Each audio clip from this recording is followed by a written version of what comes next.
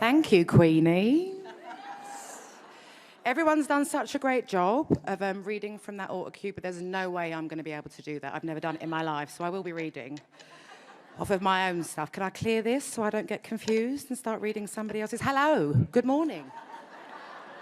I am jet-lagged as anything. Fucking hell, it's definitely nighttime to me.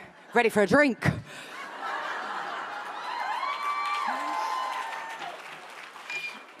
I wasn't entirely sure what to expect from this event tonight. The scholarship had me in floods of tears. Girls, congratulations. Absolutely beautiful to watch you. My boyfriend Rich was cussing me out because I cry at anything, but obviously that's absolutely worth it for everything that you guys were saying and doing. So congratulations. Kerry, you know I love you. Woo! Also finally got to meet Dua Lipa. Bit starstruck, absolutely love her, another Londoner. And I'm just going to listen, disclaimer, I'm not really a motivational words kind of gal. I'm just going to be upfront about it straight away. I'm also not really a speeches kind of gal. They're really not my fucking forte, I can't lie. When I'm nervous, I swear, forgive me, I'm British, what can I say? I've never prepared one of these in my life. I do, of course, though, as quite a few people in the room know, I have the gift of the gab. I can absolutely talk for hours and eat your ear off, but when I talk for hours, it's about nothing. Really. So writing this has become, or not become, it's been quite a challenge. I can't really lie. And suddenly it dawned on me last night, I flew in from London last night, and it dawned on me when I was writing this that there is no way, I'm not saying at this event, but there is no way that all these big, long speeches that we're always hearing from people cannot be writing those themselves. It's impossible. It's such a hard task. I'm convinced that I could have hired someone to write this. But it's too late now. You're going to have to listen to what I've got. So easy peasy first. Obviously, thank you so, so much to the Hollywood Reporter. It's an absolute honour to be here today in full fucking glam at 8 a.m. on a Thursday morning.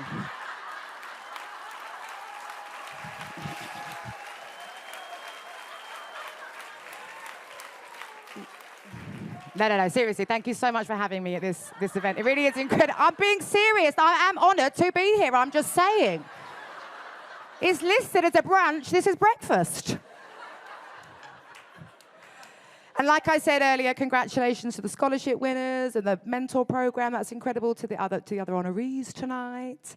And of course, the reason I'm here, to Sherry Lansing. What a don. Not really sure where to begin, Sherry. I mean, I guess this award, is pretty self-explanatory, I suppose. I'm not quite, it's hard with this microphone, isn't it, Dua? We're very, very tall, we're supermodels. Well, you are, I'm not, but anyway. But having a whole award named after yourself and your legacy is quite a flex. So, it is.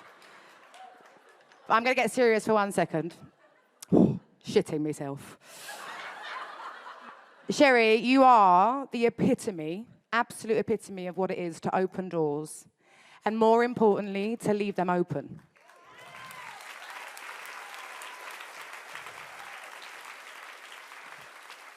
I'm blown away to even be sitting next to you tonight. See, I told you this morning. Let alone receiving your award. So thank you for everything you've done and, of course, everything that you continue to do. Thank you so much. Yeah, give her another round of applause.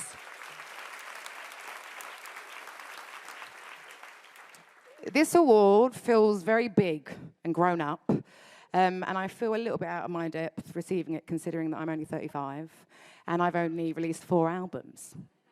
It feels like I only really kind of just arrived. That's at least how I feel. But upon writing this speech and like reflecting a little bit and trying to work out what to say, I realised it's actually been 17 years that I've been a signed artist, which is kind of crazy. And sometimes I wonder within those 17 years if like people think that I'm calculated, when I disappear for years on end, that I'm elusive and that I believe that less is more, or, something like that. But the real reason that I've only had 4 albums, and I don't think that many people know this, they might know that I have a child and that I'm my mum, but my son is 11 years old, right? So if you do the math, that means right at the height of 21, I can only call it pandemonium because that's how it felt to me. Overnight, it was like I was famous. It was the strangest, most surreal experience of my life still to this day. I fell pregnant. And to many, that would be, and it was, considered career suicide. However, always one to go against the grain. It was there and then that I chose to reject the scarcity of success and the idea that you have to be constantly relevant to be successful. And that perhaps, just maybe, I could be a hit both on and off the stage. And you'll never guess what? Fucking got away with it.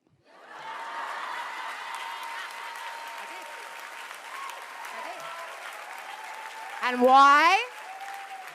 Because of all the sacrifices that the women before me have made. It's because of them that I have every right to be the boss at work and the boss at home. So thank you.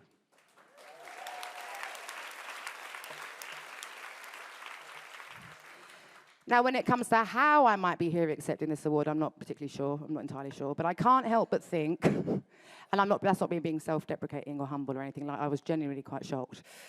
But I can't help but think, because it's much to do with my character as it does my talent.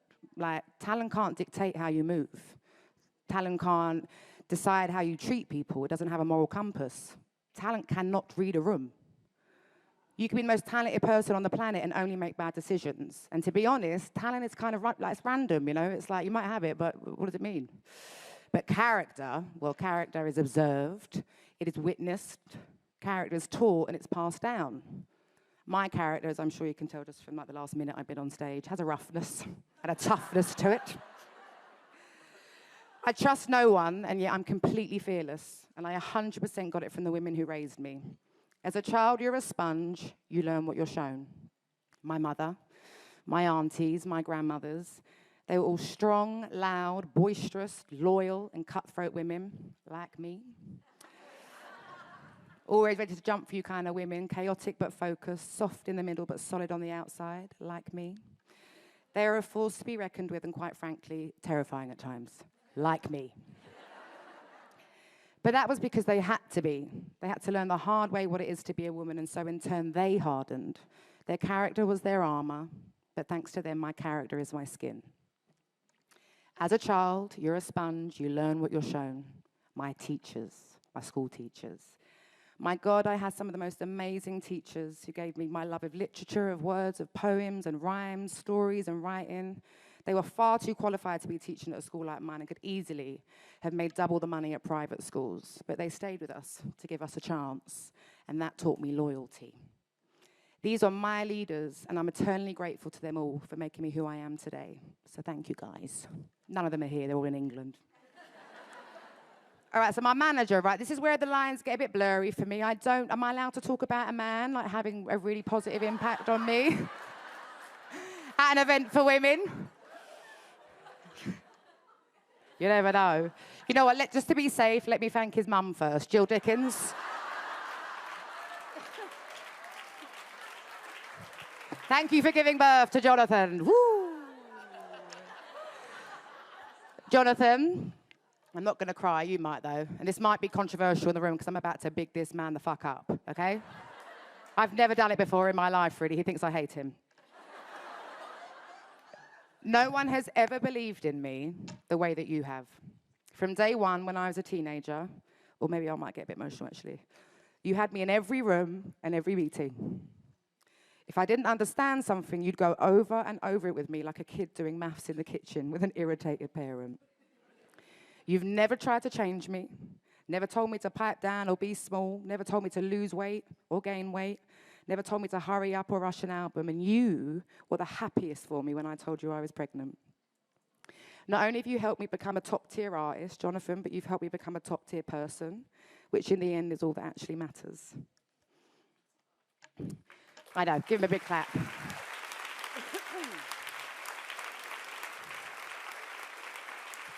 I'm going to tell you to fuck off later. Jonathan is the example, but I actually have many men in my life who I love and who love me, but in the spirit of this morning and in fear of bras being burned, I'm going to thank their mothers and not them. So along with Jill, I would like to thank Minerva Martin, Rosemary Konecki and Rosalind Russell, to name a few. Thank you to them for raising good men who do not think that a woman's power diminishes their own. That's a fucking vibe.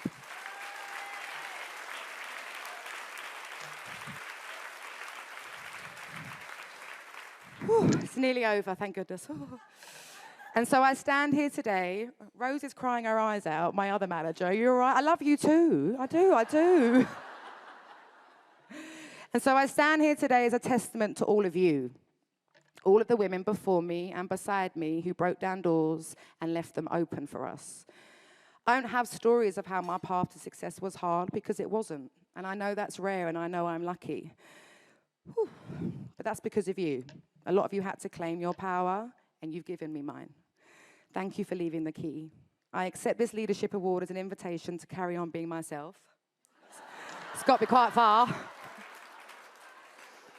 But also as a reminder that I'm following you.